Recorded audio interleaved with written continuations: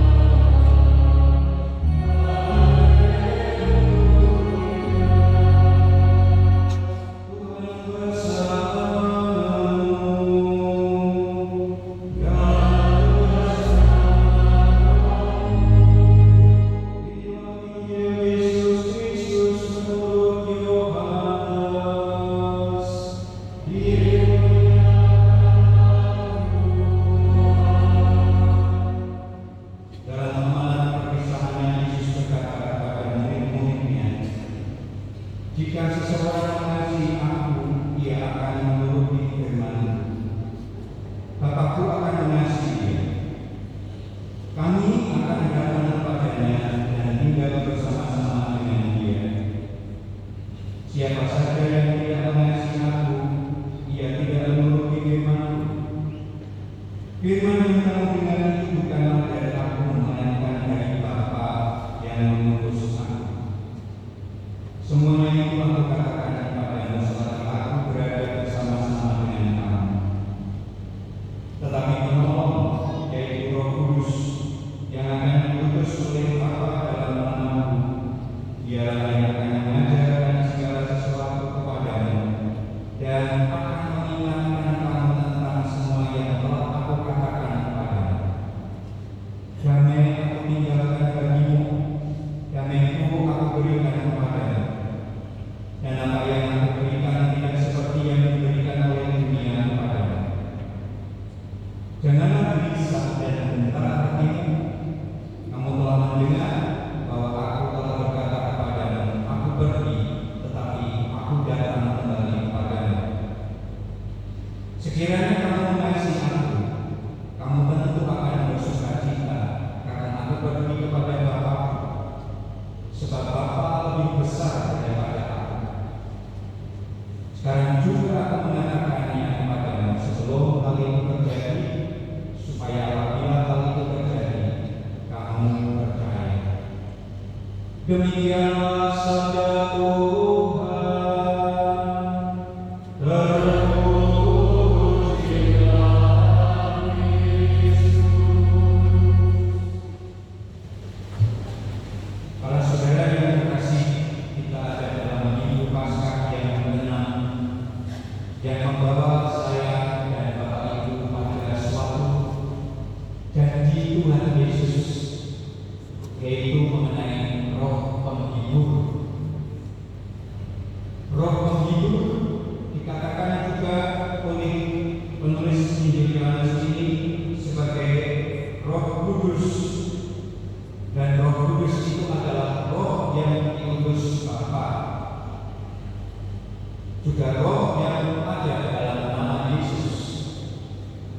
sehingga Roh Kudus adalah Roh Bapa dan Roh Yesus yang dianugerahkan kepada kita semua.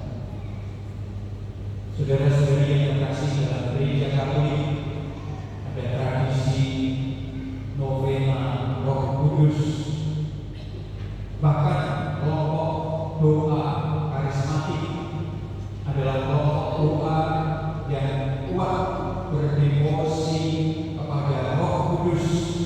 Maka mereka mengenal bahasa roh, seringkali diungkapkan pada waktu saudara-saudari karismatik berdoa. Bapak Ibu, saudara-saudari yang terkasih, tradisi berdoa Roh Kudus atau novena Roh Kudus menjadi sebuah tradisi yang kuat dalam gereja menjelang hari raya Pentakosta, Pantekosta.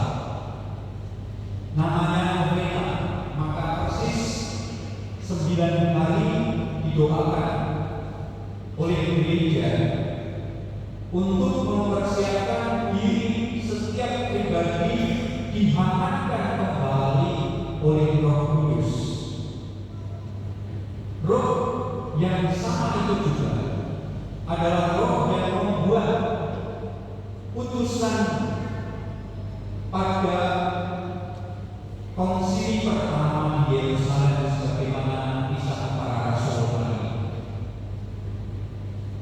Persoalannya adalah persoalan ketika orang-orang Antiokhia didesak oleh mereka atau kelompok Yahudi supaya mereka semua yang telah menjadi Kristen atas perkataan Paulus dan Barnabas harus bersunat sesuai dengan tradisi Musa. Atas hal ini Paulus dan Barnabas melawan. Tidak harus untuk membuat tradisi Musa yang mewajibkan orang-orang Antiokhia yang Kristen melakukannya. Menurut Paulus dan Barnabas, ramai, mereka semua merasa tidak nyaman lagi menjadi orang Kristen. Paulus berdua kali mengunjungi Antiokhia. Yang pertama sendiri dan yang kedua bersama Barnabas. Saudara-saudari yang terkasih, persoalan Antiokhia ini menjadi persoalan yang rumit pada awalnya karena sebetulnya kekristenan telah diwartakan di luar Yerusalem, di luar Israel. Tetapi ketika ada konsep harus menjadi menuruti tradisi Musa, maka bisa mandek pewartaan kekristenan ini. Sekali lagi atas keadaan yang genting pada saat itu di Antiokhia, Paulus dan Barnabas dan beberapa orang kemudian pergi ke Yerusalem menemui Petrus dan teman-temannya. Saudara-saudari, tadi saya juga mengatakan dalam deklarasi pertama, Antiokhia itu sekarang menjadi sebuah kota di wilayah Turki bagian selatan, berbatasan dengan Suriah. Jarak antara Antiokhia atau yang sekarang disebut sebagai kota Akaya kurang lebih 300 mil. Kalau saudara-saudara buka dalam Google, ditempuh kurang lebih 15 hari jalan kaki. Kalau dibandingkan jarak 300 mil itu kurang lebih adalah 482 km lebih sedikit. Dan kalau kita gambarkan seperti dari Jogja menuju Bandung, kurang lebih jarak Jogja Bandung itu adalah 493 km.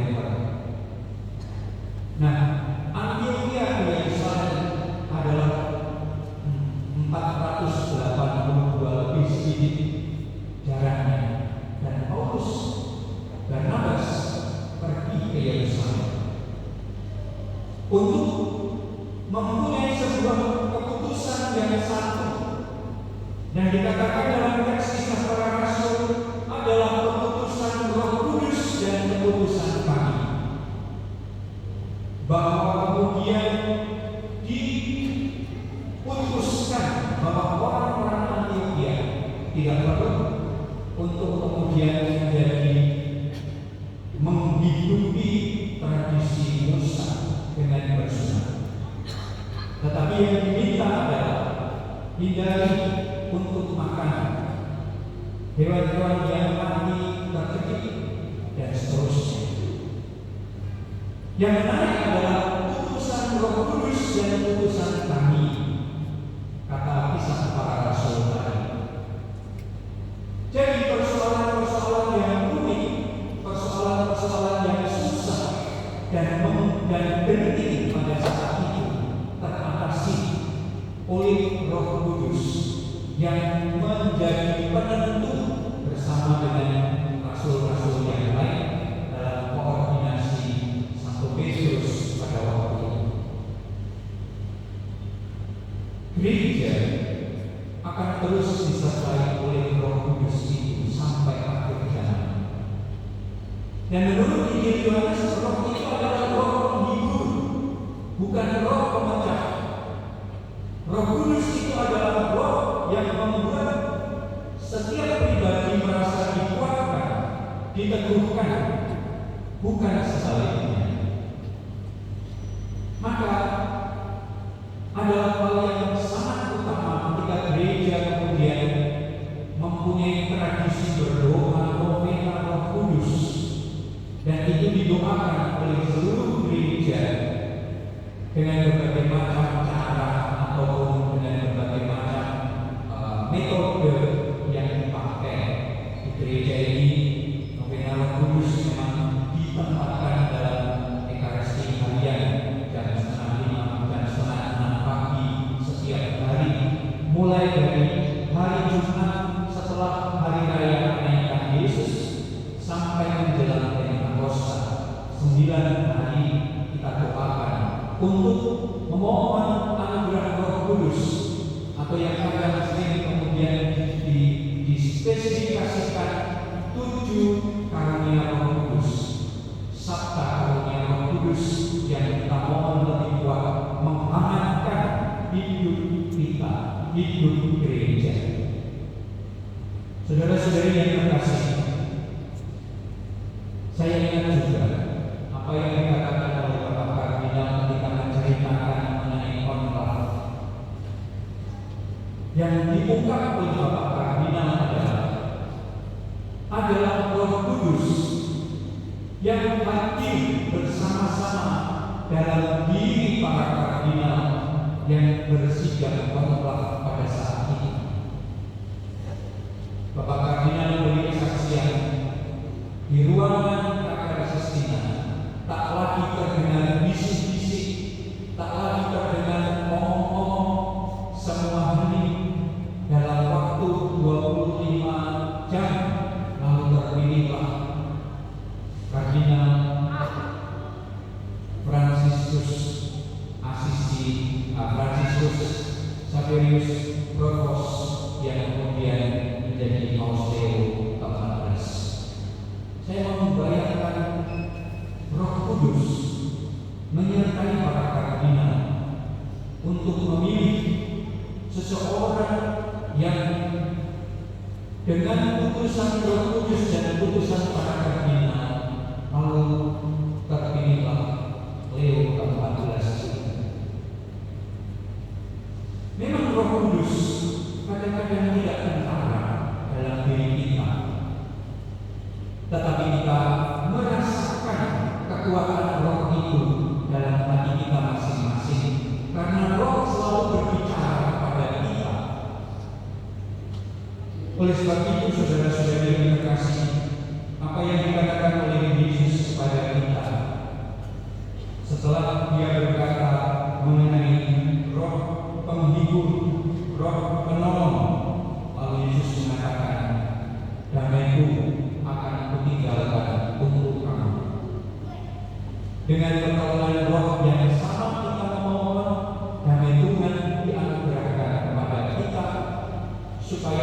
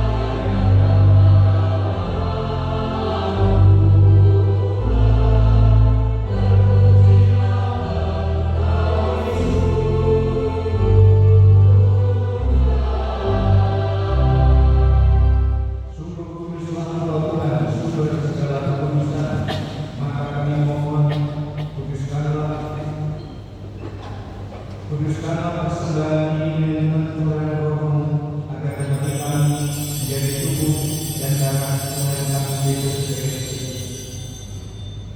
Ketika dia diserahkan untuk menanggung sengsara dengan rela, dia mengambil roti dan sambil mengucap syukur dia memecah-mecahkan lalu memberikannya kepada murid-muridnya seraya berkata, "Terimalah dan makanlah kamu semua, inilah tubuhku yang diserahkan bagimu."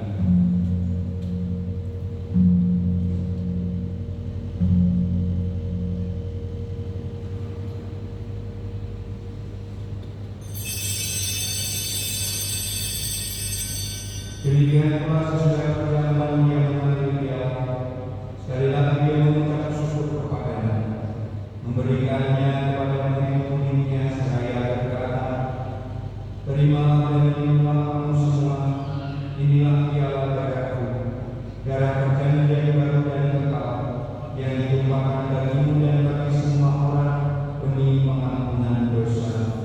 Lakukanlah ini sebagai tanda akan aku."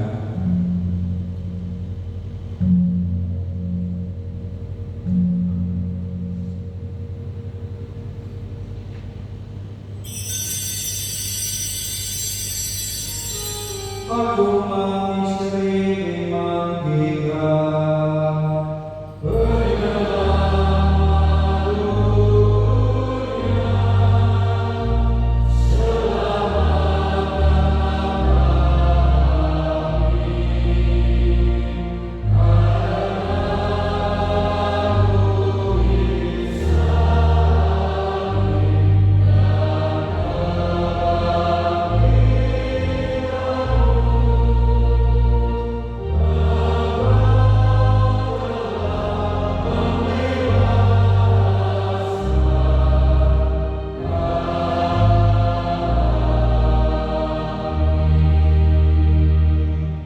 Aku sambil menyenangkan Bapa dan kebangkitan Kristus, kami mempersembahkan kepada Bapa roti kehidupan dan piala keselamatan. Kami bersyukur sebab kami dianggap layak menyembah Engkau dan berbakti kepadamu, dan kami mohon semoga kami yang menerima tubuh dan darah Kristus diikut menjadi satu umat oleh Roh Kudus. Ingatlah kepada gereja yang tersebar di seluruh bumi, agar Engkau menyempurnakannya dalam cinta kasih, dalam persatuan dengan Paus kami Leo ke-14 dan Rusuk kami Robertus serta semua rohaniwan. Ingatlah juga akan saudara-saudari kami yang telah meninggal dengan harapan akan bangkit, dan akan semua orang yang telah berpulang dalam kerahiman-Mu. Terimalah mereka dalam cahaya wajah-Mu. Bertukanglah kami memohonkan kedamaian abadi untuk Teresia Kaswati.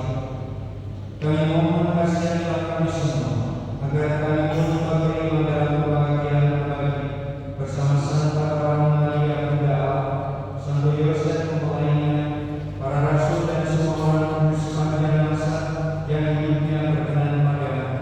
Semoga kami pun berkenan terus serta memuji dan memuliakan Engkau dengan pengantaran Yesus Kristus Putra-Mu, dengan pengantaran Dia, bersama Dia dan dalam Dia, bagi malam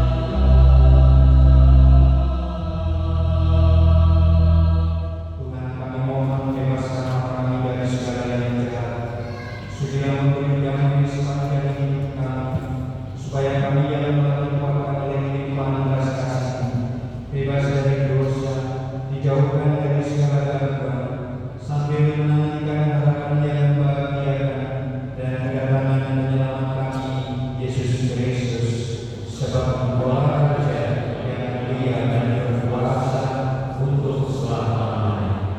Saudara-saudari kami Tuhan bersama dan bersama kami Kristus.